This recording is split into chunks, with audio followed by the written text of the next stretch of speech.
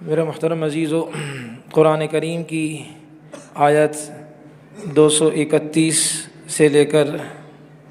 230 اور 231 بلکہ 229 30 31 تین آیتیں آپ کے سامنے پڑھی ہیں۔ مسائل طلاق کے بہت اہمیت کے حامل مسائل ذکر کیے جا رہے تھے اور ذکر کیے جا رہے ہیں۔ پہلے میں خلاصہ عرض کر کے تاکہ اگلی آیت کے ساتھ جوڑ دوں، تاکہ اگلی آیت کا مفہوم سمجھ میں آئے، اس لیے کہ جب تک پچھلی آیت کا یا عنوان کا مطلب سمجھ میں نہیں آئے گا تو یہ بات ادھوری نہ رہ جائے، اور ایسا نہ ہو کہ غلط فہمیاں اس کے شکار نہ ہو جائیں ہم۔ جیسے عرض کیا تھا کہ نکاح یہ ایک معاملہ ہے میاں بیوی کے درمیان،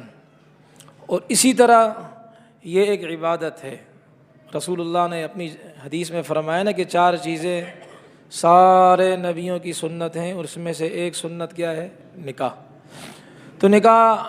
معاملہ تو ہے ہی ہے، لیکن اس کو بنیادی اعتبار سے یہ ایک عبادت بھی ہے، اس لیے کہ نبیوں کا طریقہ کار ہے۔ سارے نبیوں نے اس عبادت کو کیا ہے سوائے حضرت یحییٰ کہ اللہ تعالیٰ کی منشا یہ تھی۔ اور عیسیٰ علیہ السلام فی الحال انہوں نے شادی نہیں کی، آسمان پر تشریف لے گئے ہیں، واپس جب تشریف لائیں گے تو پھر انشاءاللہ ان کی شادی ہوگی، ان کی اولاد بھی ہوگی۔ ظاہر بات ہے کہ نکاح میاں بیوی کے درمیان ایک بہترین قسم کی زندگی کا آغاز ہے، اور شریعت کی چاہت یہی ہوتی ہے کہ ان کا یہ سفر رواں دواں رہے، یہ سفر خراب نہ ہو، کسی شیطان کی شیطانیت اس میں کارگر نہ ہو، کوئی فتنہ پرور آ کر اس میں اپنے فتنے کی آگ نہ بھڑکائے۔ شریعت کی چاہت یہی ہوا کرتی ہے۔ لیکن بالفرض اگر کیا ہے ایسے کوئی معاملہ آ جائے تو شریعت نے اس کے اصول بھی بتائے ہیں۔ پہلے تو ہر ممکن کوشش کی جائے کہ میاں بیوی خود ہی معاملے کو سولو کر لیں، آپس میں معاملہ درست کر لیں۔ نہیں ہوتا تو پھر یہ ہے کہ حکما من اہلہ و حکما من اہلیہ کا قانون قرآن بتاتا ہے کہ او بھائی یہ اللہ کی مخلوق کون سی ہے یار، جمعے میں بھی یہ چھیڑتے رہتے مجھے، ہم لوگوں کو چھیڑ دیں یا مجھے چھیڑ دیں۔ تو قرآن کریم فرماتا ہے حکما من اہلہ و حکما من اہلیہ، کہ ایک جو ہے نا وہ منصف مرد کی طرف سے ہو، یہ غیر شادی شدوں کو سمجھ میں نہیں آئے گی بات، یہ آپ ویسی ثواب کے لیے بیٹھو، اور ایک منصف جو ہے نا وہ عورت کی طرف سے ہو۔ تو یہ دونوں آئیں سنجیدہ اور آ کر میاں بیوی کو سمجھائیں کہ بھائی انسان بن جاؤ اور آپس میں معاملہ درست کر لو، ورنہ آپ کا آگے نسل کا معاملہ خراب ہوگا۔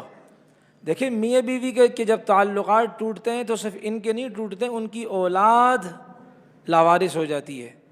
جتنا باپ اپنی اولاد کی صحیح رکھوالی کرتا ہے اور کوئی نہیں کر سکتا، جتنا ماں اپنے بچے کی تربیت کر سکتی ہے اور کوئی نہیں کر سکتا۔ اس لیے شریعت کی چاہت یہی کہ بھئی کسی طریقے سے کیا ہے یہ جڑ جائیں،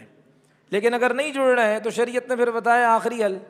اگر طلاق ہی دینی ہے اور اللہ کو طلاق پسند نہیں ہے، اگر طلاق دینی ہی ہے تو ایک طلاق دے کر کیا کر دے؟ رخصت کر دے۔ یہ نہیں کہ اکٹھی 3 طلاقیں واقع ہو جاتی ہیں، جیسے میں نے عرض کیا کہ میں آپ کے سامنے بات عرض کروں گا کہ اکٹھی 3 طلاقیں اگر دے دی تو واقع ہو جاتی ہیں، لیکن یہ کرنا صحیح نہیں ہے۔ جیسے کہ دیکھیں شریعت منع کر دی ہے کسی کو قتل نہ کرو، لیکن اگر کسی نے کسی کو قتل کر دیا تو قتل ہوتا ہے کہ نہیں ہوتا ہے؟ قتل ہو جاتا ہے۔ شریعت کہتی ہے کہ کسی کا مال غصب نہ کرو، چوری نہ کرو، ڈکیتی نہ کرو، لیکن اگر کسی نے کسی کے مال کو غصب کر دیا، چھین لیا، تو وہ جس سے چھینا اس کی ملکیت سے فی الحال وہ مال نکل جاتا ہے۔ اسی طرح شریعت فرماتی اکٹھی 3 طلاقیں مت دو، لیکن اگر دے دی تو ہو جاتی ہے۔ یہ عقل بھی اس بات کو تسلیم کرتی ہے۔ اب اگر طلاق دینی ہے 1 طلاق دے دیں، وہ بھی پاکی کے زمانے میں، اور اس میں بھی کیا ہے صحبت وغیرہ نہ کی ہو، پہلے یہ بات آئی ہے، تو اس میں 2 طلاقوں کا اختیار اب بھی شوہر کو باقی ہے۔ اگر وہ بعد میں اس کو دماغ میں یہ بات آئی کہ میں نے کام غلط کر دیا ہے، اب کیا کروں، تو وہ اپنی بیوی کے پاس آ سکتا ہے۔ عدت کے دوران اگر بیوی کو کہہ دے کہ تو میری بیوی ہے تو وہ اس کی بیوی بن گئی، نکاح کرنے کی بھی ضرورت نہیں ہے۔ لیکن اگر عدت گزر گئی، دیکھیں ہر طلاق یافتہ عورت اس کے لیے عدت کنفرم ہے، سوائے اس عورت کے کہ جس کو طلاق ہوئی لیکن ابھی تک اس کی رخصت ہی نہیں ہوئی ہے، اس کے لیے عدت نہیں ہے۔ تو وہ عورت کہ جو اپنے خاوند کے گھر آ گئی، اس کو طلاق پڑ گئی، یہ تو طے ہے کہ اس کی عدت ہے، چاہے دنیا کا کوئی بھی قانون کچھ بھی کہے، اللہ فرماتے کہ عدت ہے۔ طلقوہن لعدتہن، قرآن میں اللہ فرماتے کہ آپ ان کو طلاق دیں، پھر وہ عدت کیا ہے شمار کریں اپنے دن، اس کے بعد پھر کسی اور سے اگر نکاح کرنا چاہتی ہے تو کر لیں۔ تو ایک طلاق دی تو 2 طلاقوں کا اختیار ابھی بھی شوہر کے پاس ہے، اگر 2 طلاقیں دیں اب بھی 1 طلاق کا اختیار شوہر کے پاس ہے۔ تو اگر 2 طلاقیں دے دیں تو اسی کو اللہ نے فرمایا الطلاق مرتان، 2 مرتبہ طلاقیں ہیں، مطلب کیا اب بھی آپ کو چانس ہے، اگر بیوی کو رکھنا چاہتے ہو تو رکھ سکتے ہو، لیکن اس دفعہ اگر آپ نے طلاق دے دی تو آپ کی بیوی پھر آپ کی نہیں رہے گی، اس لیے کہ زمانے جاہلیت میں لوگ 100 طلاقیں دیتے تھے اپنی بیویوں کو، وہ بیچاری عدت میں بیٹھتی، وہ چند دنوں بعد کہتے ہاں جی میں آپ کے پاس آ گیا تو میری بیوی ہے، پھر اس کو رکھ لیتے، پھر طلاق دیتے۔ یوں اس عورت کو کھیل تماشا بنایا ہوا تھا، اس عورت کے ساتھ مذاق کیا جاتا تھا۔ شریعت نے ان ظالموں کو نتھ ڈالنے کے لیے، اس ظالموں کو لگام ڈالنے کے لیے شریعت نے فرمایا کہ عورت مظلوم تمہارے یہاں ہے، ہمارے ہاں عورت کی بڑی قدر و قیمت ہے، یہ وہ مخلوق ہے جس کی قیمت اللہ کو معلوم ہے اور اللہ نے شریعت کی صورت میں ہمیں آپ کو بتائی ہے۔ اب شریعت نے فرمایا 2 طلاقیں دیں، اب بھی آپ رکھنا چاہتے ہو فَإِمْسَاكُمْ بِمَعْرُوف، تو اچھی طریقے سے اچھے انداز سے اپنی اس بیوی کو رکھو، آئندہ کچھ نہیں کہنا۔ لیکن اگر کیا ہے آپ کا دل نہیں چاہتا اور آپ اس کو نہیں رکھنا چاہتے، او تسریح بِإِحْسَان،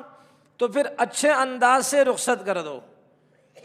اچھے انداز سے رخصت کرنے کا معاملہ کیا ہے، کیا مطلب ہے؟ اگر مہر نہیں دیا اس کا مہر دے دو، اسے جاتے ہوئے کچھ رقم دے دی آپ نے اس کو، کچھ اچھا سا سوٹ فقہا فرماتے جوڑا اس کو دے دیا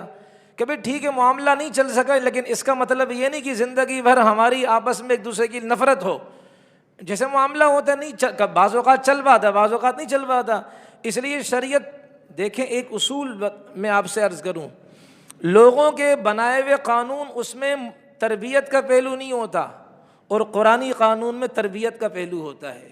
شرعی قوانین مربیانہ ہوتے ہیں، اس میں تربیت ہوتی ہے، ذہن سازی ہوتی ہے، کہیں بھی طلاق کی ایسی بحث چھڑتی ہے اللہ فوراً آخرت کو سامنے کر دیتے ہیں، اتقوا اللہ، اللہ سے ڈرو، طلاق تو دے رہے ہو لیکن اللہ کے سامنے تم نے آنا ہے، اللہ کے سامنے تم نے کھڑا ہونا ہے، یہ اللہ آخرت کا تذکرہ چھیڑ دیتے ہیں۔ اور پھر کیا ہے، اللہ فرماتے ہیں مجھے پتہ ہے تمہارے فائدے کس میں ہے، مطلب یہ اللہ بتاتے ہیں کہ تمہیں نہیں پتہ حکمتیں کیا ہوتی ہیں، حکمتیں مجھے پتہ ہے، لہذا میری بتلائی ہوئی شریعت پر چلو۔ تو اللہ جہاں طلاق کا تذکرہ آتا ہے یا اور کوئی ایسا گھناؤنا جرم، اللہ فوراً آخرت کا وہ کیا ہے مضمون چھیڑ دیتے ہیں، تاکہ یہ انسان خبردار ہو جائے کہ ہر شیر کے اوپر سوا شیر ہوتا ہے، ہر طاقتور کے اوپر طاقت توڑنے والا ہوتا ہے۔ تو اللہ تبارک و تعالیٰ نے اسی لیے خبردار کیا، خاوندوں کو 2 دے دیں، اب کیا ہے اگر رکھنا ہے فَإِمْسَاكُمْ بِمَعْرُوف، اچھے انداز سے رکھو، اگر نہیں رکھ سکتے ہو او تسریح بِإِحْسَان، تو پھر اچھے انداز سے کیا کر دو، آپ اپنی بیوی کو رخصت دے دو۔